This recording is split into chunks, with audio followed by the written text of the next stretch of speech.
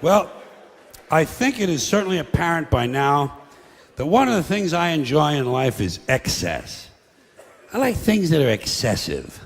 I like excessive behavior, excessive language, excessive violence. It's fun, it's interesting, it's exciting.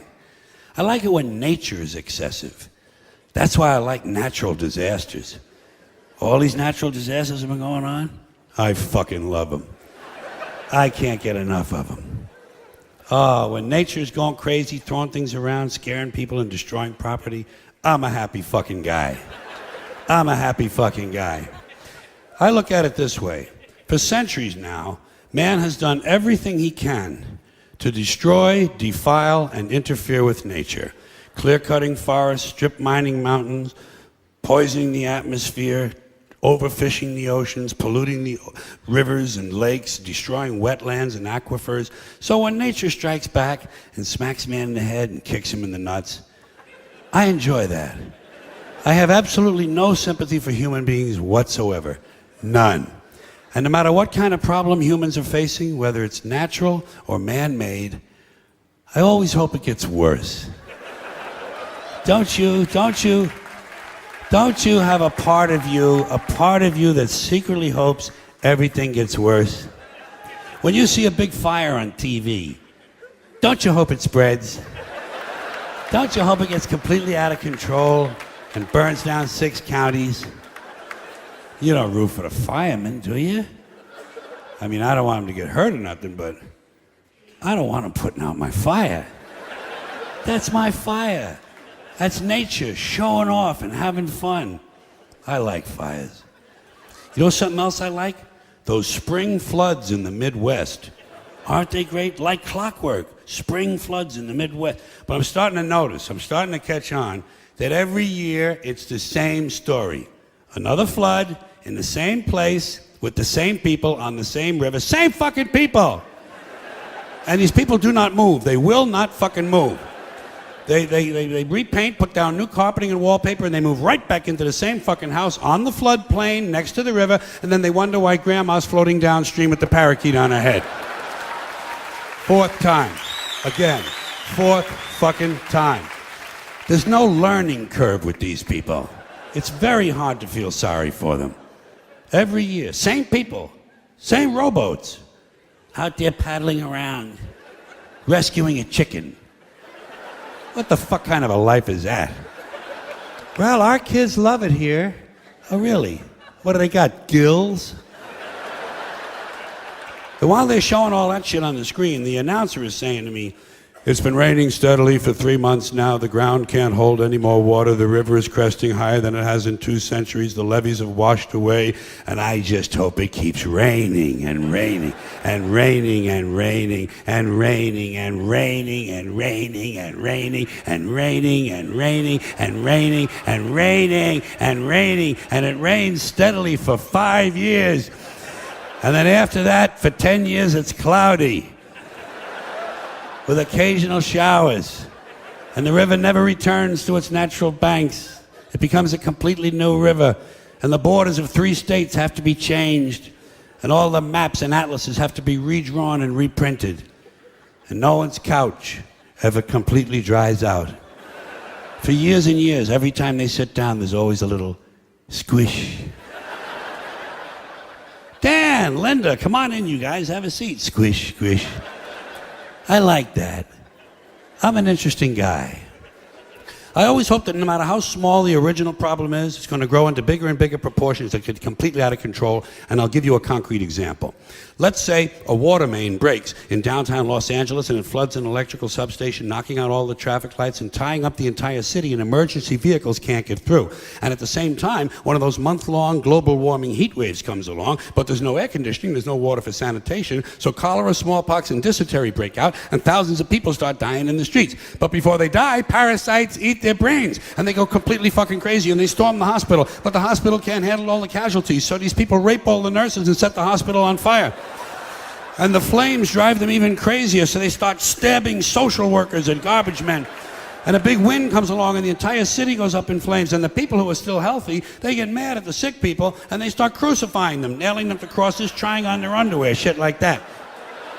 Then everybody smokes crack and PCP, and they march on City Hall where they burn the mayor at the stake, strangle his wife, and take turns sodomizing the statue of Larry Flint. And at this point, it looks like pretty soon things are going to start to get out of control. So everybody panics and tries to leave the city at the same time. And they trample each other to death in the streets by the thousands, and wild dogs eat their corpses. And the wild dogs chase the rest of the people down the highway, and one by one the dogs pick off the old fucks and the slow people because they're in the fast lane where they don't belong. Get the fuck out of the fast lane if you're an old fuck, if you're a slow fuck. Get over on the right. Get over on the right. And the lucky ones, the lucky people who manage to make it all the way outside of town, they discover when they get there that big sparks from the city have lit the suburbs on fire, and the suburbs burn uncontrollably, and thousands of identical homes have identical fires with identical smoke, killing all the identical soccer moms and their identical kids named Jason and Jennifer. And now the fire spreads to the farmlands, and the farmlands burn intensely at 425 degrees, creating millions of baked potatoes. And as the farmlands burn, thousands of barns and farmhouses begin to explode from all the hidden methamphetamine labs. And the meth chemicals run downhill into the rivers and streams where wild animals drink the water and get completely geeked on speed. So bears and wolves, amped up on crank, start roaming the countryside looking for people to eat, even though they're not really hungry. And the fire spreads to the forest, and the forests burn furiously, and hundreds of elves and trolls and fairies come running out of the woods screaming, Bambi is dead, Bambi is dead. And he is, finally that fucking little cunt Bambi is dead. Dead.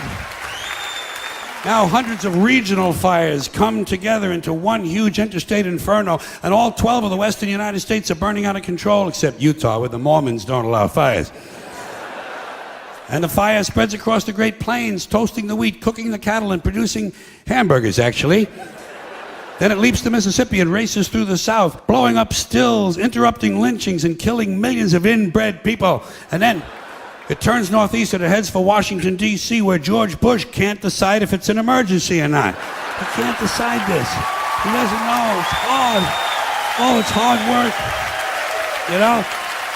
No. Yeah, he can't decide because Dick Cheney is in prison. So instead, he takes a nap. He puts his empty, fucking brainless head down on the little pillow his mother gave him at Christmas time, and he takes a fucking nap. So the fire moves to Philadelphia, but it's a weekend, and Philadelphia's closed on the weekends. So the fire moves to New York City, and the people in New York tell the fire to go fuck itself. Go fuck yourself. Yeah. And it does. Yeah. And it does. So instead it burns down Long Island and Connecticut, killing all the rich white assholes and completely destroying their evil faggoty golf courses. And while all this is going on, Canada burns to the ground, but nobody notices. And now the entire North American continent is on fire, producing a huge thermal updraft and creating an incendiary cyclonic macro system that forms a hemispheric megastorm, breaking down the molecular structure of the atmosphere and actually changing the laws of nature. Fire and water combine, burning clouds of flaming rain fall upward, gamma rays and solar winds ignite the ionosphere, creating huge clouds of ionized plasma. Bolts of lightning 20 million miles long begin shooting out of the North Pole, and the sky fills up with green shit. And then suddenly, the entire fabric of space-time splits in two. A huge crack in the universe opens, and all the dead people from the past begin falling through. Babe Ruth, Groucho Marx, Davy Crockett, Tiny Tim, Porky Pig, Hitler, Janis Joplin, Alan Ludden, my Uncle Dave, your Uncle Dave. Everybody's Uncle Dave. An endless stream of dead Uncle Daves falling through the crack. And all the dead Uncle Daves gather around a heavenly kitchen table. They light up cigarettes and they begin to talk. They talk about how they never got a break, how their parents didn't love them and their children were ungrateful. They talk about how the government screwed them out of money and they just missed out on a big job. They say the Jews own everything and the blacks get special treatment.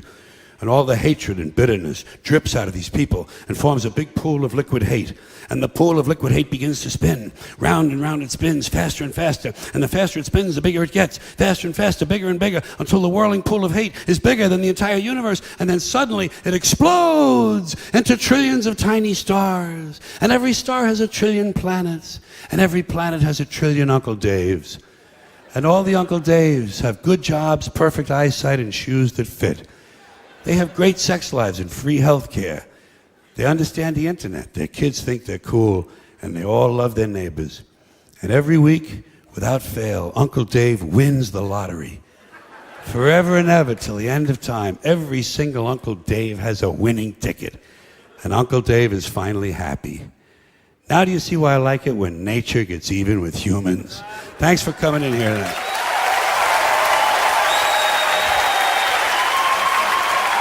Thank you. See you later.